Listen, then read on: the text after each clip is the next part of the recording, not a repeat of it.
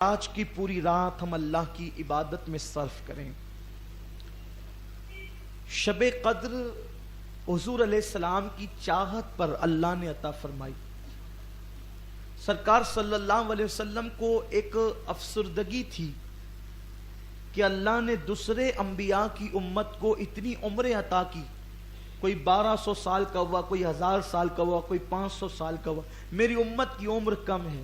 تو اللہ نے محبوب کی افسردگی دیکھ کر کے جبریل کو بھیجا اور ارشاد فرمایا, حبیب تم افسردہ نہ ہونا.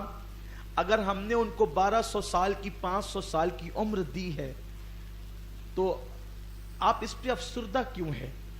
عرض کی مولا وہ 1200 سال کی عبادت لائیں گے اور میری امت 60-70 سال کی عبادت لائے گی تو دونوں برابر کیسے ہوگی؟ میری امت پیچھے ہوگی اور وہ عمل کے میدان میں آگے ہوں گے. ارشاد ہوا, حبیب ان کو عمر لمبی دی ہے, تجھے وقت لمبا دیں گے. وہ اس طرح سے کہ تیری امت کو ماہ رمضان میں ایک رات عطا کریں گے جو شب قدر ہوگی, اور اس رات جو عبادت کرے گا اس کو 80 سال کی عبادت سے زیادہ ثواب عطا کریں گے. یعنی وہ رات 1000 مہینے سے افضل ہوگی. خیر من الف شہر, وہ 1000 مہینوں سے افضل ہوگی. تو اب کیا ہوگا؟ اگر وہ 1200 سال کی نیکیاں لائیں گے تو وہ 1200 سال کے گناہ بھی تو ساتھ میں لائیں گے. لیکن پیارے تیری امت آگے بڑھے گی. کیوں؟ کیونکہ ان کے گناہ تو 60-70 سال کے ہوں گے اور نیکیاں ہزاروں سال کی ہوگی. کیوں؟ اس لیے کہ اگر ایک انسان کو ہر سال 10 سال بھی مسلسل لیلۃ القدر مل جائے تو اس کی نیکیاں کتنی ہو گئی؟ 1000 مہینوں سے بہتر تو ایک ہی رات ہے. تو اب اگر اس کو 10-15 راتیں قسمت سے مل جائے اور وہ خوش نصیب جس کو 60-70 مرتبہ یہ رات مل جائے, پھر اس کی شان کیا ہوگی؟ تو اس لیے اس رات کی بڑی برکت ہے. اور ایک مرتبہ صحابہ کرام گفتگو کر رہے تھے کہ شب قدر کب ہے. تو چونکہ حدیث ہے کبھی 21 کو ہوتی ہے, کبھی 23 کو ہوتی ہے, کبھی 25 کو ہوتی ہے, کبھی 27 کو ہوتی ہے, کبھی 29 کو ہوتی ہے. ڈھونڈنے کا حکم دیا گیا ہے, ڈھونڈنے کا حکم دیا گیا ہے. لیکن جب سب اپنے اپنے اقوال پیش کر رہے تھے تو حبر الامہ سید المفسرین حضرت سیدنا عبداللہ ابن عباس بھی موجود تھے. آپ چپ تھے, خاموش تھے, آپ نے کوئی جواب نہیں دیا. تو سیدنا فاروق اعظم کہتے تھے کہ جس محفل میں عبداللہ ابن عباس ہوں پھر انہی کو حق پہنچتا ہے کہ وہی فتویٰ دیا کریں, وہی بات کیا کریں. سب بولتے ہیں آپ کو حق ہے, آپ کیوں نہیں بولتے؟ آپ بولیے, آپ کے بولنے پہ کوئی پابندی نہیں, آپ بولیے. تو سیدنا عبداللہ ابن عباس نے کہا, اگر مجھ سے پوچھتے ہو تو بات یہ ہے کہ پوری کائنات ساتھ پہ گھوم رہی ہے. پوری, یہ کون کہہ رہا ہے؟ عبداللہ ابن عباس. کیا کہتے ہیں؟ پوری کائنات 7 پر گھوم رہی ہے. کیسے؟ 7 آسمان بنائے اللہ نے, 7 زمین بنائی, 7 دن بنائے. اسی طرح جب شیطان کو کنکریاں ماری جاتی ہیں حج میں تو وہ بھی کتنی ہیں؟ 7 ہے. اسی طرح انسان کو جتنے رنگوں سے پیدا کیا گیا اس میں ملاوٹ بھی 7 ہے.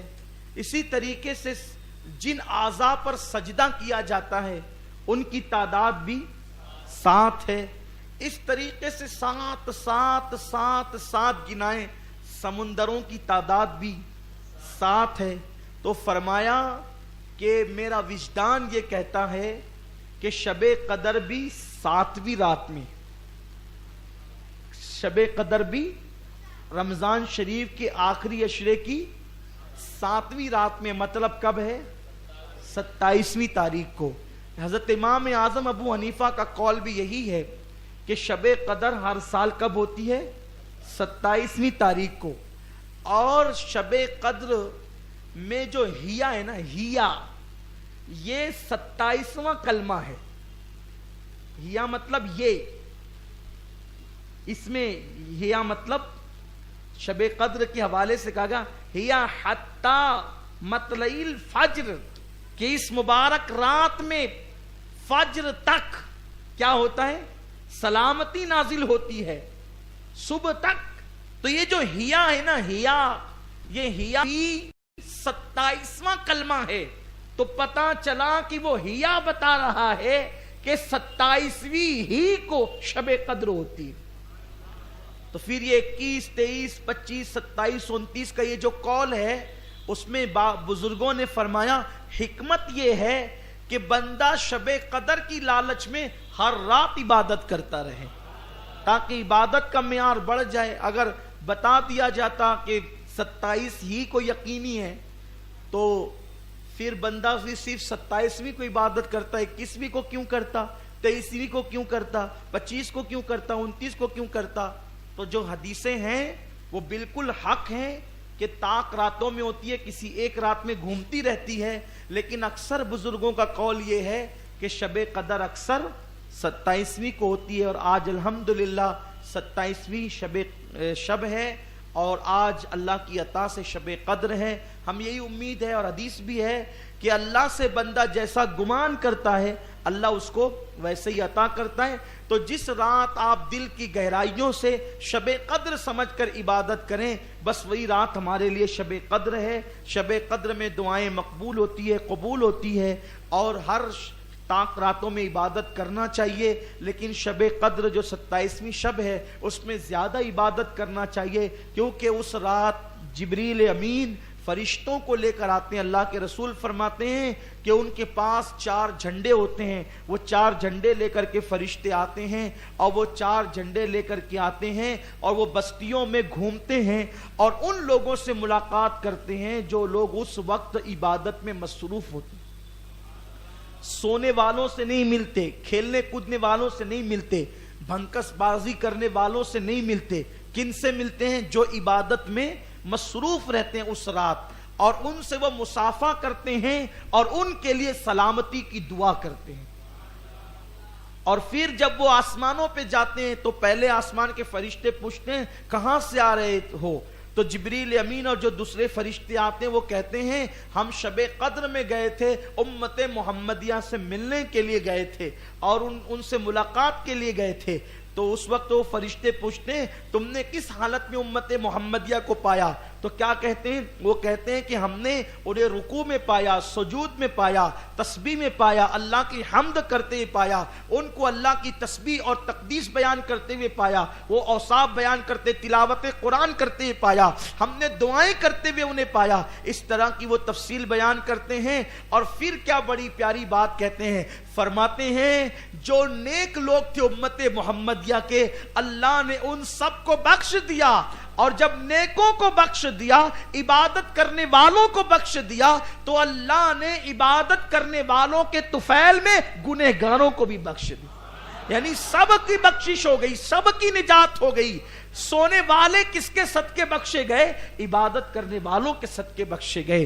تسبیح نہ کرنے والے کس کے صدقے بخشے گئے؟ تسبیح کرنے والوں کے صدقے بخشے گئے. لیکن وہ بخش تو دیے گئے، مگر فرشتوں سے ملاقات کا شرف کس کو حاصل ہوا؟ ان کو جو لوگ عبادتوں میں مصروف رہے. تو اللہ تعالیٰ آپ کو ہم سب کو بار بار شب قدر عطا فرمائے. لیکن زندگی کا کیا بھروسہ، زندگانی کا کیا بھروسہ؟ ہم کیا کہہ سکتے ہیں زندگی کو؟ پتہ نہیں آئندہ سال شب قدر ملے نہ ملے. اس لیے آج کی رات کثرت کے ساتھ عبادت کیجئے، درود شریف پڑھیے، تسبیح پڑھیے، استغفار پڑھیے، کلمہ شریف پڑھیے، اللہ رب العزت کی بارگاہ میں خوب خوب دعائیں کیجئے تاکہ اس کی برکتیں آپ کو ہم سب کو نصیب ہو سکیں. امید کرتا ہوں کہ آپ سب آج کی پوری رات دعا میں گزاریں گے، عبادتوں میں گزاریں گے، رب تبارک و تعالیٰ کو منانے کی اور اس کو راضی کرنے کی کوشش کریں گے. اللہ سے خوب مانگو، خوب مانگو. آج ملنے کی رات ہے، آج کی رات 1000 مہینوں سے افضل اور بہتر رات ہے. انشاءاللہ اس کی برکتیں اللہ آپ کو ہم سب کو ضرور نصیب فرمائے گا. اللہ سے مانگیے اللہ آج کی رات ہم سب کی بری تقدیروں کو بھلی کر دے. اللہ آج کی رات ہمارے سوئے ہوئے مقدروں کو بیدار کر دے. اللہ آج کی رات ہماری تمام جائز مرادیں پوری کر دے. اور اللہ آج کی رات اللہ سے خاص دعا یہ ہے کہ مولا ہمیں ایسا بنا دے جو تجھے پسند ہو. ہمیں ایسا بنا دے جو تیرے رسول کو پسند ہو، ہماری زندگی ایسی بنا دے جو تجھے اور تیرے محبوب کو پسند ہو، اور ہماری موت ایسی ہو مولا کہ جب تو راضی ہو، تیرا حبیب راضی ہو، تو کلمہ پڑھتے پڑھتے ہمیں عزت اور شہادت کی موت مدینہ منورہ میں نصیب فرما، تیرے محبوب کے حرم میں نصیب فرما، اور 2 گز زمین تیرے محبوب کے قدموں میں دفن ہونے کے لیے عطا فرما۔ آج کی رات انشاءاللہ ہر طاق راتوں میں اسی مسجد میں صلاۃ التسبیح کا اہتمام کیا جا رہا ہے، اور آج کی رات بھی انشاءاللہ یہ اہتمام ہوگا۔ ٹائم کیا ہوگا؟ کوئی ذمہ دار یہاں موجود ہے؟ جی اچھا، روز آنا شاید 1:30 پونے 2 بجے کا ٹائم ہے، تو شاید آج بھی یہ ٹائم ہو، جو بھی آپ اپنے جی آج 1 بجے کا ٹائم ہے۔ اچھا، آج 1 بجے کا ٹائم ہے۔ آپ سے گزارش ہے اگر اللہ نے آپ کو وقت دیا ہے تو آپ قیام اللیل کے لیے ضرور تشریف لائیں اور اپنی رات کو اللہ کی عبادت میں گزارنے کا شرف حاصل کریں۔ اللہ تعالی ہم سب کی مغفرت فرمائیں، سب کی بخشش فرمائیں۔ اما عائشہ صدیقہ نے پوچھا تھا یا رسول اللہ اگر مجھے شب قدر مل جائے تو میں کیا کروں؟ تو حضور نے فرمایا تھا ایک دعا بتا دیتا ہوں، وہ دعا پڑھنا، اللہم انک عفو تحب العفو فاعف عنی۔ یہ دعا آج رات کثرت سے پڑھے، اللہ ہم سب کو معاف فرمائے، ہمارے مرحومین کو معاف فرمائے۔ الفاتحہ الی حضرت النبی الکریم علیہ افضل الصلاۃ و اکمل التسلیم وابنہ الکریم الغوث الاعظم الجیلانی اجمعین۔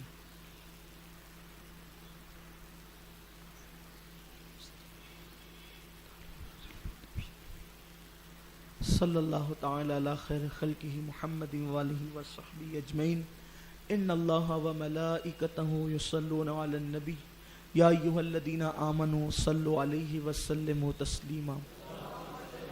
رب صل وسلم دائما ابدا علی حبیبک خیر الخلق کلہم وافوض امری الی اللہ۔ ان